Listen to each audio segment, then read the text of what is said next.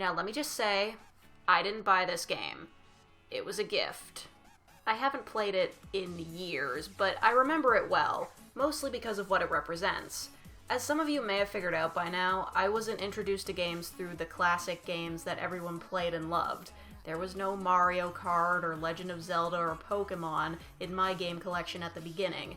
Pretty much all the video games I owned were based off of movies and TV shows, and what else could you expect? I was 8 years old and pretty stupid.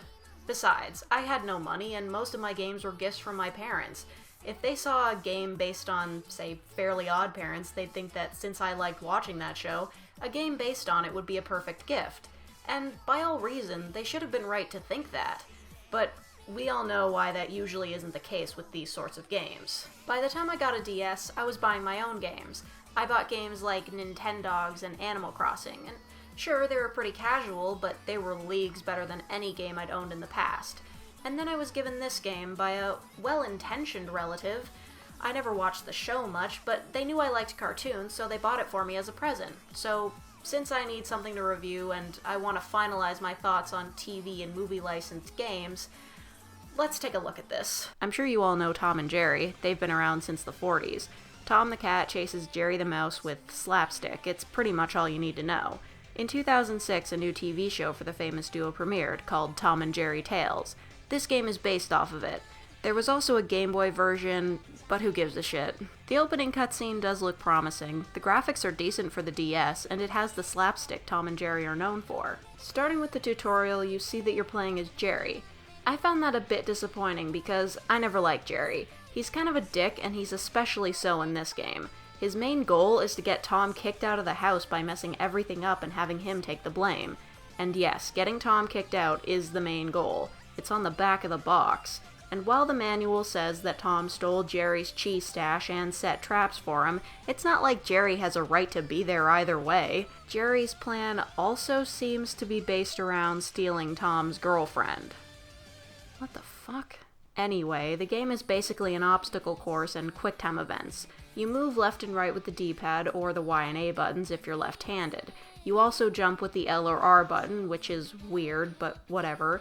This game is surprisingly very stylus-heavy with prompts popping up for you to perform actions. It's sort of like a shitty Elite Beat Agents, with nausea-inducing gameplay. Why is it nausea-inducing? Well, Jerry runs along a set course in which you dodge obstacles, collect cheese, and set off traps. But there's no real markings of where the course is going to lead. Jerry is pretty much running in a twisty, loopy pattern with no real indication of where he'll go next. While some may say that makes the game more challenging, I'd say it makes it more sickening. At least you're given a break by these short QuickTime events to trip up Tom. But this is not the only mode in the game. No, there are other modes in each section of the house. There's time mode, where you try to complete a course as quickly as possible. Then there's break mode, where the goal is to collect cheese to throw at objects and break as many as possible, further proving that Jerry is a dick. And then there's finally speed mode, where you fly through point rings with a jetpack.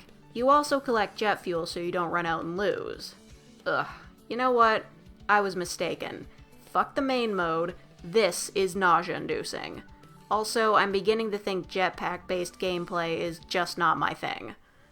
Now, you may be wondering what the extra modes are even there for.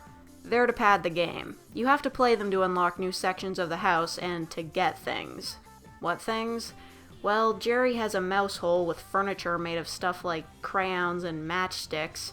Throughout the game, you get upgrades for the furniture you have and new furniture. I'm just gonna say it, that's really, really lame. The only purpose this furniture even has is so you can tap a button for Jerry to do some stupid interaction with it. By the way, you can finish this game in about an hour. I mean, not complete it, 'cause fuck that, but it will take up a rather precious hour of your time that you could have been using to learn a new language, or do literally anything other than play a TV-based game. Oddly enough, the same game developer that made this game also made 4 language coaching games, so which one would you rather play? But here's the best part, this game is so bad that I almost couldn't play it. It wouldn't start on my 3DS, so I had to dig out my old DSi just to play it on.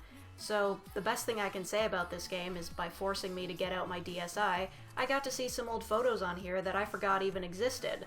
Oh, and by the way, I will always defend the DSi camera as being better than the 3DS camera just based on the number of features.